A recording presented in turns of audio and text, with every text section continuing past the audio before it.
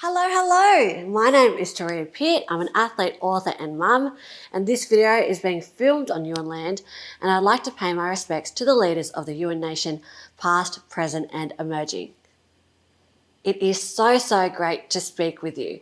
In 2004, I was about to graduate from Ulladulla High School, and I had my career path all mapped out.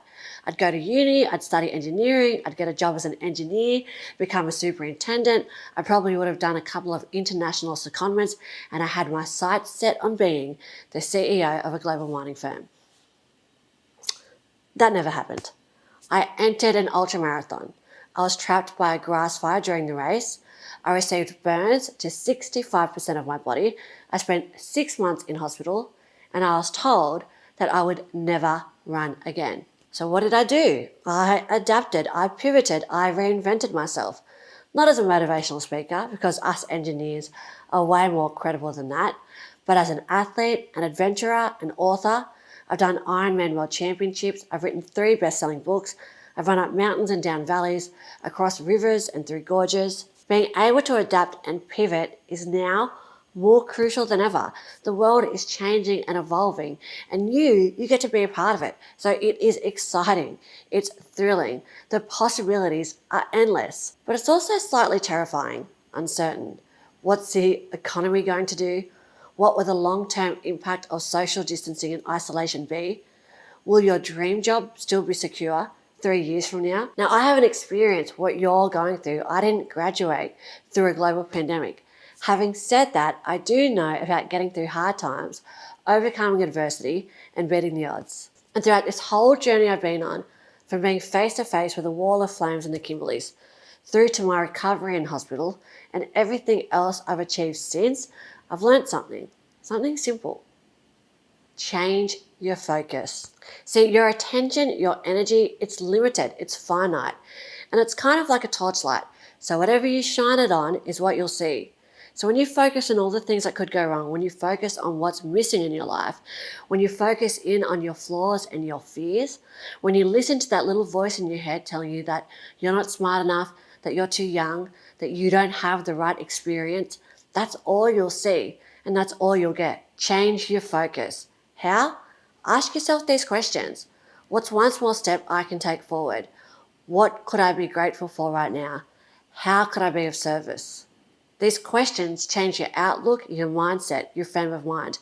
They'll get you moving in a direction that is bigger and brighter and more compelling than your fear. So I'll give you an example. In the 2019-2020 summer, we had really bad bushfires up and down the east coast of Australia. The fires had destroyed houses, wildlife, areas of land, businesses, and from where I live in my house on the south coast, there was no power, there were ashes raining down in our yards, and we were pretty much trapped by fires burning to the north of us, to the south of us, and to the west of us. Now, I felt about as useful as a broken zipper on a wetsuit because I wasn't out fighting any fires, I wasn't jumping in a boat helping to rescue residents from neighbouring towns, I wasn't organising food drops. I was heavily pregnant, I had a toddler at home, and I had done literally nothing to help other people affected by the fires. And yeah, of course, I was terrified because it was really hard for me to keep a lid on my emotions and not to panic, because once you let that panic genie out of the bottle, you've got 0 chance of squashing it back in. And that whole time, where was my focus? I was obsessing about how the fires were affecting me, and I was ruminating on my own experience. And so I knew then that I really had to change my focus. And so what did I do? I asked myself, well, what could I do to give back to my community? And I asked myself, how could I be of service? How could I be useful? And so a girlfriend came over and we created a social initiative called Spend With Them. It was a really simple idea. It was a way to connect people all over the world with businesses in fire-affected communities. So, for example, we profiled on Instagram a homeware store in Milton, and then anyone in Australia or even all over the world could find out about this homeware store. They could buy something from them, they could support the business, put money back into the local economy, and boost morale all at the same time. And the Spend With Them initiative, it went crazy. Within A few days we had close to 200,000 followers, and we had lots of incredible feedback from the businesses that we profiled.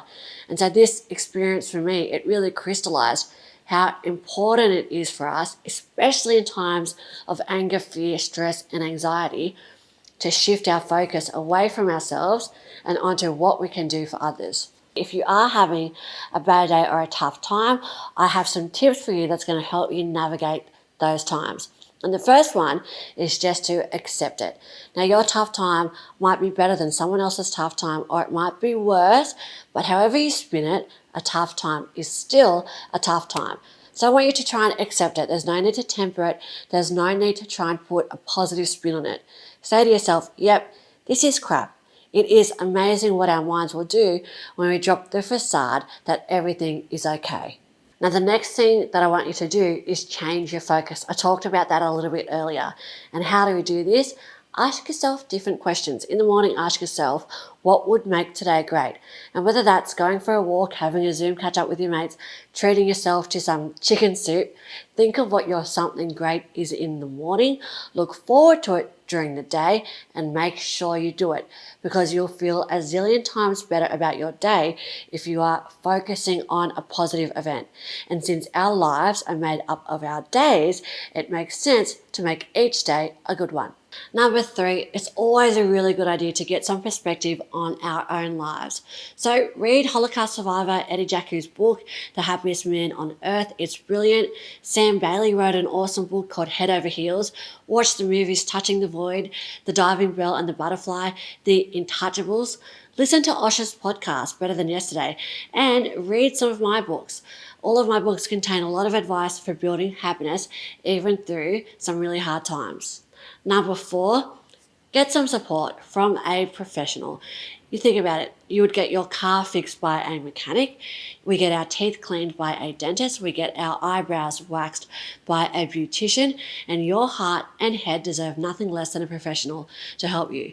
So there's some amazing services out there like Lifeline and Beyond Blue. And finally, when things get tough, hard, or just plain crap, I want you to say to yourself, I have the inner resources to deal with any situation that comes my way. Change your focus. Has there been a better time to do this than 2020? It would be awesome if we could learn resilience and grit and gumption by sitting in a classroom taking notes. But the only way we learn resilience is by going through the hard times. The only way we get grittier is by testing ourselves. And the only way we get more gumption is by showing up when things get tough. And what we're living through right now, it will strengthen us. It will fortify us. It could just be the making of all of us. And you're dedicated, committed, disciplined. You're about to graduate from high school. The world is your oyster and the world needs you.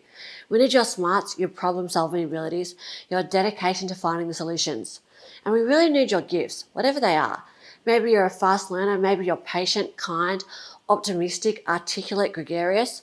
Whatever your gift is, the world needs it now more than ever. So whenever you get stuck in your head, wondering if you've said the wrong thing, if you stuffed things up, if you're going to embarrass yourself, whenever you start to feel scared or worried about your future, your career, your life, stop yourself. Notice where your attention is. And now change your focus. Ask yourself, what's one small step I can take forward? What could I be grateful for right now? And what could I do to be of service? You have so much to offer Australia and to offer the world. And I cannot wait to see what it is that you're going to do. Best of luck.